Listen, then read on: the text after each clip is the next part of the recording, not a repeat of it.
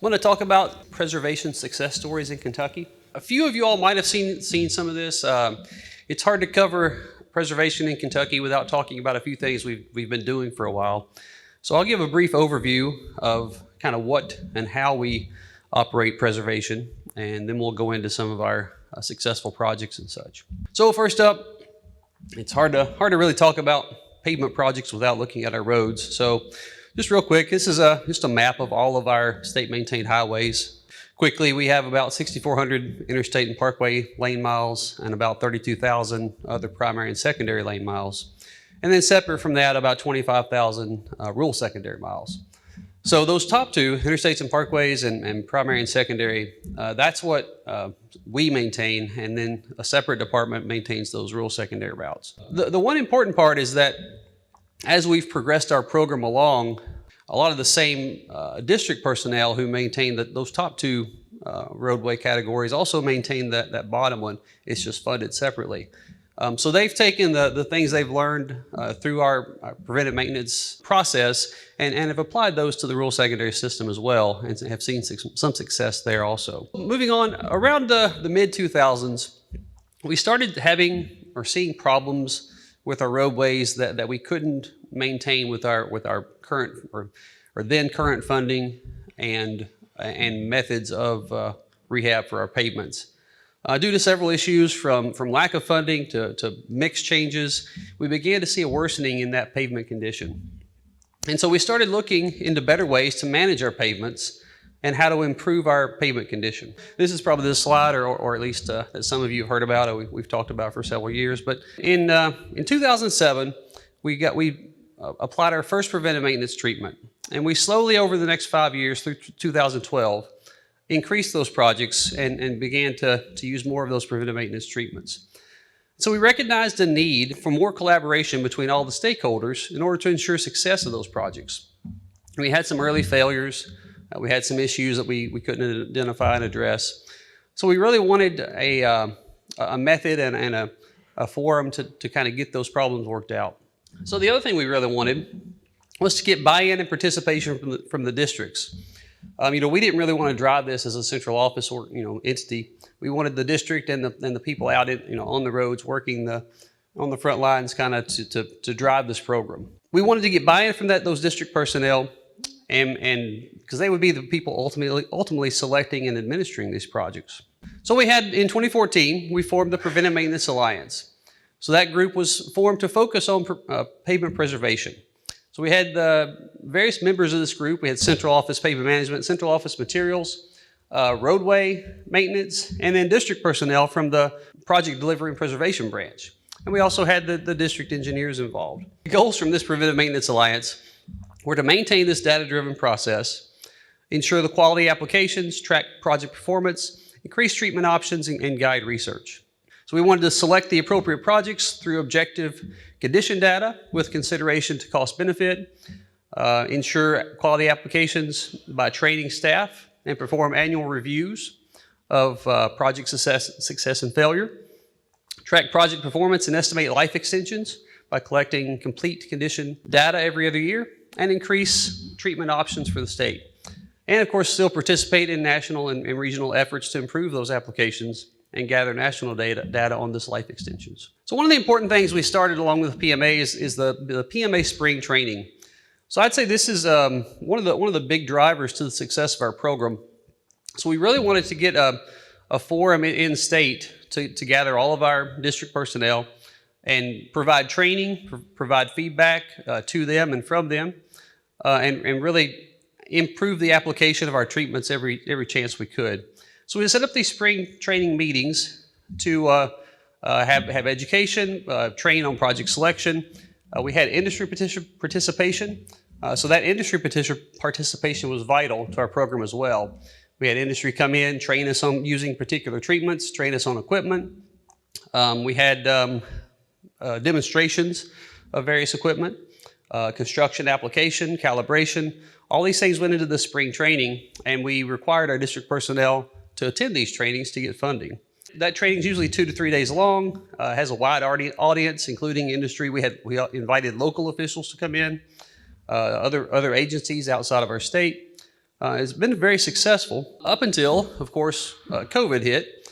And so the one problem we've seen and we'll have to address this year is we've had a virtual spring training the last 2 years, and that went about as well as most virtual trainings you've been involved in, I guess, the last couple of years.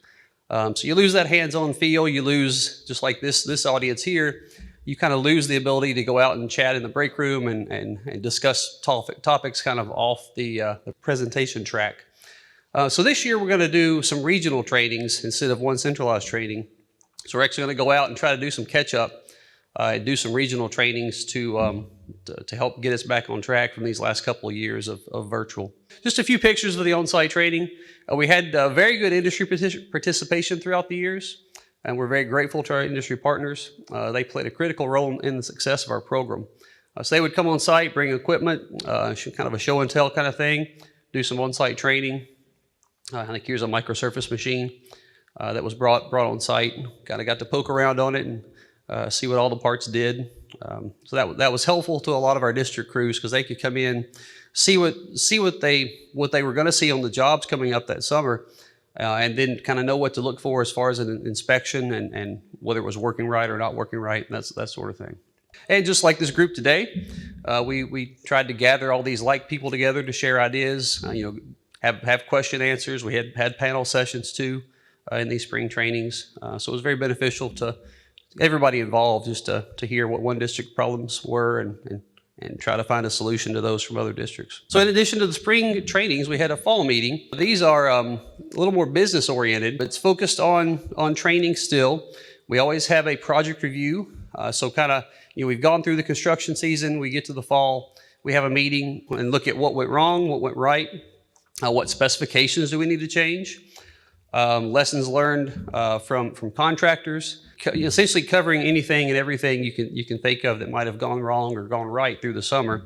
And so we could then get to the fall, discuss all those issues, and try to review specifications and improve things for the next spring. We also did research projects through here, so we would vote on a research topic or a new treatment or such, and look at new products in this meeting as well. So one more thing, we had additional training here. One important, very important, I think, help to our success was the preventive maintenance liaison. So early on, we found some districts that were a little above and beyond. They were really invested in preventive maintenance. They had some really good personnel who were really involved in it and wanted to see it succeed. And we were lucky enough to bring one of those people onto our staff. And so you'll see her picture coming up here in a minute. She's since retired, and so we've lost that again. We're trying to get it back. But this person went out as a statewide kind of travel person. She would go to all any project that people needed help with calibration, help with inspection, kind of do some on-the-site training there, do cross-training. So we had district personnel, when they'd hear of a job coming up in one area, they would maybe bring a couple people up, do some cross-training and on-site training in different areas. That was a big help to us. We had a lot of success because we'd have a person that would go around the state, see all these issues, and then be able to go somewhere else and say, hey, I just saw this last week, do this and it'll fix it. So that was a good kind of knowledge boost for us to kind of spread the information around to the different districts. Here's one picture here of some on-site calibration. This was Paris. She helped us greatly. We have her help again in like what many of you have experienced when somebody retires from the state, they go somewhere else. so we may have a little bit of her help in the future as well. But this really was a big part of our program. Or a big part of the success of our program is having somebody that really had the knowledge and could go around to all the individual areas and then spread that knowledge around. Just one more little note about that knowledge loop. We've kind of covered it all the way through, but you've got a project selection that goes into construction that then comes out into lessons learned and then goes right back into selection criteria, specifications, and inspection changes. And so if you really keep this knowledge loop going, you can improve each of these steps at every pass.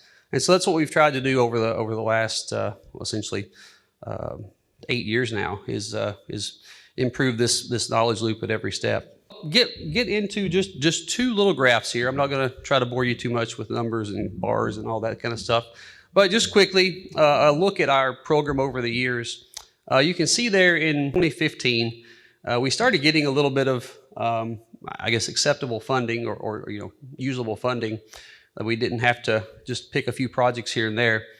But then we formed the PMA.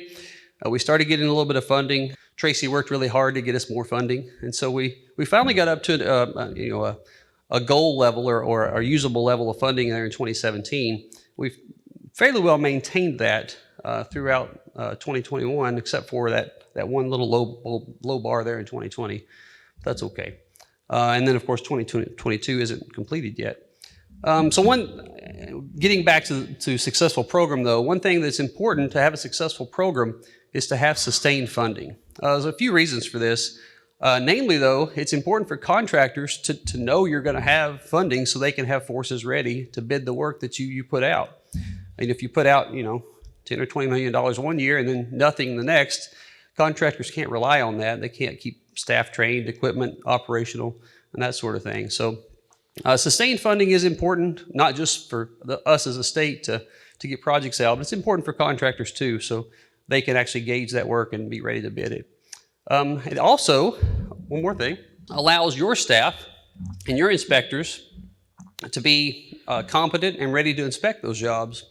If you have a project come out for a district and they don't see another project for 2 years, they're going to lose that expertise or never gain any new expertise because of staff turnover or forgetful minds.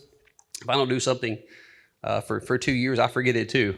So that's sustained funding and getting those projects out helps your inspectors and your district personnel staff to gain that confidence they need to go out and inspect those projects. One more squiggly lines and I'll be done with these. Looking at the success of a program and just talking about how successful PM can be, here's just a little scenario put together using or eliminating just 5% of our asset management funding.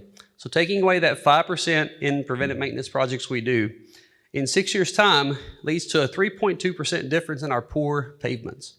So this is just a projection I did just to kind of see what would happen. But that 3.2% comes out to about a little bit over 1,000 lane miles. And that 1,000 lane miles is about half of the total amount of resurfacing we do in a year. So in just those 6 year time, if you take away your preventive maintenance money, that loses us about half a year of time on our pavements. So half a year we've already lost in our pavement condition that we have to make up somehow. So if you look at the same funding level, it's just a good indication of what preventive maintenance can do for you and how you can use it to be successful in managing your pavements. Some other successful projects, we'll just kind of get away from the network overview and look at specific projects now. One thing we kind of did right before COVID kind of shut everything down a little bit was an in-house chip seal. So it was something some of our district personnel had been looking to do. They had some interest in it. They had a couple of people that were knowledgeable. And we'd not done a chip seal in Kentucky for a long, long time before this. Got some funding together. We got a request for the equipment, got a chip spreader in, and had the vendor come down and train the maintenance crew. They were all pretty excited about it. We had a good crew, had a good supervisor there. Somebody who was, again, passionate about preventive maintenance, which is very important for your success, by the way. Got trained and got everything calibrated, got some traffic control together, got a distributor, got some rock, and got this spreader out on a job. It's just a couple pictures of the operation here, the spreader and the dump truck, and then again here with the distributor, and off they went. So this was a successful project. We had good buy-in from the districts. We had a couple other districts come down and watch the operation, get the training. I think the spreader ended up in another district, kind of looking to do some work there, and then kind of got shut down a bit. But we'll hope to get this back started again because this was a successful project. And if you remember some of the costs we had from yesterday, looking at cost of chip seal, we did this particular chip seal for about $6,200 a lane mile. So that's about, I think, a quarter of what chip seals normally cost us if we do them by contract. And I think we had some prices well over that from other states. But we did this one for $6,200 a lane mile. So that was a pretty good success for us. We had a crew that could do it, and they kind of took off with it and did a great job. Got a short video here. I hope this plays okay. This is 1 week after the chip seal. And I left the sound off because it's just road noise for the most part. But this was just, I think it was a rural secondary route, so it was kind of just going through the hills here. But they did a great job. We had a few issues because of the grade, but this crew kind of fought with it and got things back on track and did a good job putting down the treatment. And I think it's still in good shape today. I'm gonna again kind of continue with this successful projects thing. One thing we haven't really talked about as far as having a successful program for preservation and preventive maintenance is project selection. So we kind of touched on it back in the spring training portion that we trained for that. But it really makes a big difference in whether your treatments succeed or fail. Outside of all the construction and material aspects, if you pick the wrong project, you're not going to succeed. And if you pick the right project, you can have ones that look like this. So this is a 5-year-old microsurface. I mentioned yesterday that we'd kind of stopped using the single layer microsurface because we were having some issues with performance. But this is a single layer microsurface on a US 68 route. So this highway carries I think about 8,000 ADT. It's 5 years old, and it is showing almost no cracking at this point. Now I looked at the pavement that this was put down on, and it was nicely crack sealed. There were some cracks in it, but they were all nicely sealed. So really good pre-treatment, and then a good treatment application on top of that, and that got us a 5-year-old pavement with no cracks. So it's two things there really. So project preparation and project selection really do lead into successful projects, even outside of all your other construction and materials problems or issues. One more thing here. So back in 2014, we got some research money to do a Sharp 2 project on a U.S. route in Mercer County. I didn't bring up all the details because I was running short on time, but or presentation time. Well, we had several treatments, micros, cape seals, thin lays, kind of all lined out in a research mode with some control sections. So this is a 2014 application here, and so we're 7 years in when I got the pictures at least. But we've got a 7-year-old single micro here. So you might say, well, that's looking a little bit distressed. But if you look, and I won't do this one more time, I promise. But if you pull up the downward images for LCMS, there's really no cracking here either. So again, this was pre-treated properly. It was good project selection, good pre-treatment, good application. And so we've got a 7-year-old microsurface here with, again, exhibiting no cracking. You can even see the permeability spots there where they came and did some testing. So this was another successful project, and this project is still looking good today. This is another just 2-lane state secondary route in Edmonson County, Kentucky 259. So this was a 2014 thin lay. So I think I've showed a couple microsurface. We also have successful thin lays, successful cape seals. All these different treatment options we use. So again, took a look at this one in the 2013 time frame. Again, very few cracks that weren't treated. So we had proper project selection. We had cracks that were crack sealed. So good pre-treatment, and then a good application on top of that. So we have a 5/8 thin lay here that's 7 years old as of this picture that has very few distresses. There are a few cracks in this one that happens. So we've got essentially 7 years before we even are starting to see cracks again here. So we're getting a little older here. This is another thin lay. So again, this is a more rural route, probably less ADT, maybe near 1,000, I think.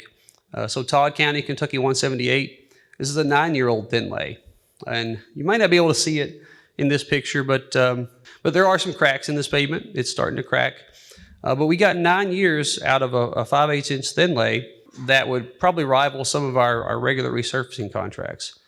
So again, 9 years old, proper selection, proper pre-treatment, proper application. We've got a nice, still probably fair condition pavement 9 years in. Last one I'm going to show you is actually one that's getting on the failing side. I wanted to talk about this one specifically. So all these I've showed you, I really did kind of pick them randomly. I was just looking at pavements at ages kind of 5 through 9 just to see what they were looking like. And the first, however many I've showed you, were the first few I picked. I didn't go through and kind of cherry pick these. So I did find one that was failing. So this is US 25 in Bell County. It carries, I think, around 12 or so thousand ADT here. It was a microsurface, a single layer microsurface, but it's 9 years old as of this picture. And you can probably see it there a little bit in the picture here, but it's got some significant cracking. And if I pull up the LCMS image, you can see it a lot better. So some pretty extensive cracking. Of course, I'm not sure if you know what the color bands mean, but that's still a lower severity cracking. There's a little bit of yellow and red in there where they're getting a little wider. Some maybe pattern cracking started, but this pavement's I can't remember. I should have looked how old it was. It was an aged pavement when we put it down, and then we've gotten 9 years out of a single micro on this highly traveled U.S. route. I think Greg's going to talk a little later about what that means as far as cost benefit, but this for us is still a successful project. You know, we got almost 9 years out of a single micro that at a much cheaper price than we would have gotten out of a mill and thin overlay that we would have likely done here otherwise. And I'll end this one with I think this is a chip seal application I thought was quite nice. You know, we painted it black on top of the chips and striped it well. So again, I guess I'll end up with, as far as your projects go, you know, proper selection, proper pre-treatment, get all your materials and construction aspects in shape, and you can end up with some very successful projects that'll last a long time. Thank you all. I'll stop for questions if we have a few minutes. Anybody have anything? Chad, what was your failure mode for your single lift micros? Just extensive cracking, and that return to cracking early. Okay. On your where you're going to chip seal, where you've already got like a slick asphalt, do you get any pushback from the public on that? Yes, I guess will be the easy answer. Do you mean you when you say slick, you mean you have a friction issue? When you go from a regular asphalt to a chip seal overlay, I was wondering if the public complains about that. Yes. So I thank you. That's one aspect I didn't cover. So certainly we've had some pushback from that. From everything from just random public to random public who are in office and can say things about it. So one thing we've done to kind of combat that is public education. So early on we would have the contractor or you know, various people, district people, go through and put flyers on people's doors, kind of tell them what's going on, try to get out in front of any questions they might have. So kind of have a fact sheet essentially that we can show people and kind of tell them what's going on. The important thing for the chip seal is the, you know, flying rock and the I guess stigma I guess that we have, especially in Kentucky, for chip seals. With a little bit of education, we can kind of combat that some, but yeah, that was an issue. The project that you were talking about just prior to this one, where you had you said it was 9 years. This microsurface is 9 years old. Yes. So what's your plan? What's your next plan for it? This particular one. So, and I just pull this up. So that right shoulder, right driving lane, or sorry, right wheel path and right kind of edge line there, that's got some significant failures that are probably base failure type issues. So we'll have to come in here and do some sort of significant repair. It's failing because it's cracked, but it's also failing because of the structure. So that's a little, I guess, misleading to throw in there, because we'll have to do something to fix that failure. Mill and overlay? Probably, at least that, yeah. And then so for the other ones where it's like 7 years old and it's still holding up, do you have any plans to do like a second layer of micro or a chip and seal or like a cape seal or something? We do if it gets to the point that so we have kind of a decision tree that tells us what treatments we should possibly use. And so yeah, if it fits that model, we'll put another preventive maintenance treatment there down. I think it's, let's see, is it this particular road in Edmonson County? So there's actually this particular treatment, which is 8 years old or 7 years old, but 11 miles of this road has been treated with PM treatments. There's a cape seal here, a thin lay, and a microsurface, kind of all back to back. And yeah, if the condition warrants, we'll put PM treatments right on top of those again.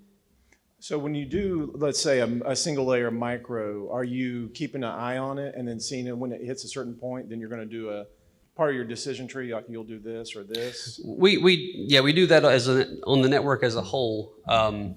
So we do take age into consideration, though. So if we have a pavement that's 4 years old and it's severely cracked, or starting to crack extensively, we won't PM treat that again, or we'll do something different. Maybe we do a cape seal on it or something. But yes, we do look at those individual pavements and select the proper treatment for it. Chad, a quick one. When you mentioned this 9-year-old micro treatment that has 12,000 ADT, do you also use track percentage or number of trucks in your criteria? That's I don't think we look at number of trucks specific to preventive maintenance. Is that what you're asking? Okay, so no. The preceding was produced by the National Center for Pavement Preservation. More information can be found on the web at pavementpreservation.org. Additional support provided by Michigan State University.